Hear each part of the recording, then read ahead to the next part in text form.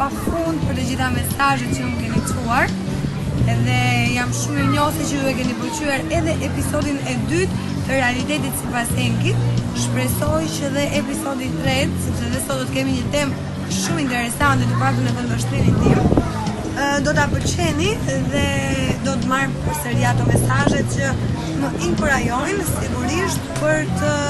Je vous donne les chiffres si vous le souhaitez, quelques-uns dont je dispose.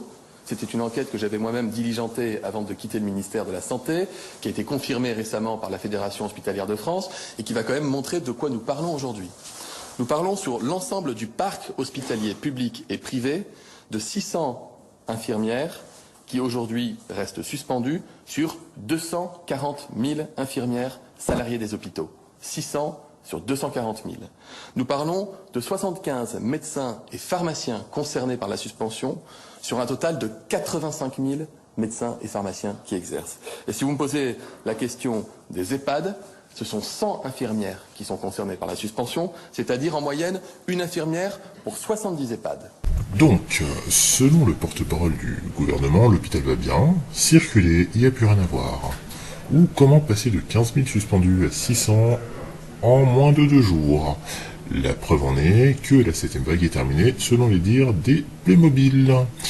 Mais que dire de la vague de chaleur? Oh, c'est pas comme si chaque été il faisait chaud, non, c'est forcément le réchauffement climatique, mais bon. Vous voulez un scoop? Allez, je vous spoil. Il fera froid cet hiver. Très très froid, surtout au sein des foyers qui n'auront pas de gaz. Devra-t-on parler de refroidissement climatique? Mais non, là n'est pas le sujet. Les feux d'été ont fait leur retour, on aurait pu faire une soirée karaoké à thème avec des titres comme Fire de Busta Rhymes ou Relight My Fire du groupe Take That, mais l'heure n'est pas à la plaisanterie. Même si on viendra à la situation où au milieu de la nuit on chantera la célèbre chanson des Midnight Oil, Beds Are Burning, en effet, la France brûle. Et cette fois-ci, en plus de manquer de personnel pompier, faute de vidange de seringues, nous manquons de Canadair. Ou du moins, nous en avons, mais ils ne fonctionnent pas. Et pas besoin de réintégrer les pompiers suspendus, surtout quand on voit comment le poudrer les traiter lorsqu'ils demandaient plus de moyens il y a encore 3 ans. Il suffit simplement de demander l'aide à des pompiers grecs et italiens pour nous sauver. C'est dans Record, et il y a ces incendies qui ravagent une grande partie du pays, la Gironde notamment. Est-ce que vous avez déjà une première estimation des coûts de ces incendies monstrueux? Alors il est déjà prévu qu'il y en ait davantage, puisqu'on a programmé d'ores et déjà des investissements supplémentaires dans les 5 ans qui viennent. Ces 5 dernières années, je le disais, c'est plus de 200 millions d'euros qui ont été dépensés pour la sécurité civile. On a accru notre équipement en matière de Canadair, en matière d'avions Dash, en matière d'hélicoptères bombardiers d'eau lourds. On va continuer à le faire. Au total, sur les 2 quinquennats d'Emmanuel Macron, c'est 850 millions d'euros qui auront été mis pour renforcer notre investissement en matière de lutte contre les feux de forêt, en matière de sécurité incendie, avec notamment et essentiellement des moyens aériens. On va continuer à le faire. J'en ai vu assez pour me rendre le sommeil impossible. On met tout en place pour faire en sorte de pouvoir les protéger. On a interdit le centre aéré aujourd'hui toute la journée ainsi que la crèche.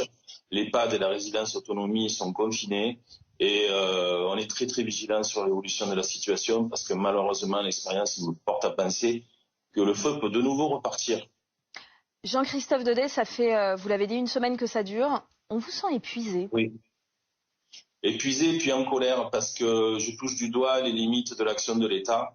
On aurait eu des avions hier après-midi au départ du feu, on n'en serait pas là.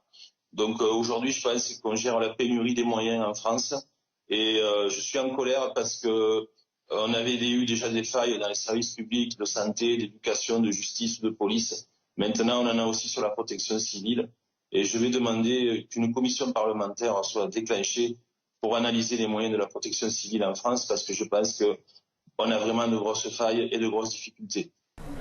Fabuleux.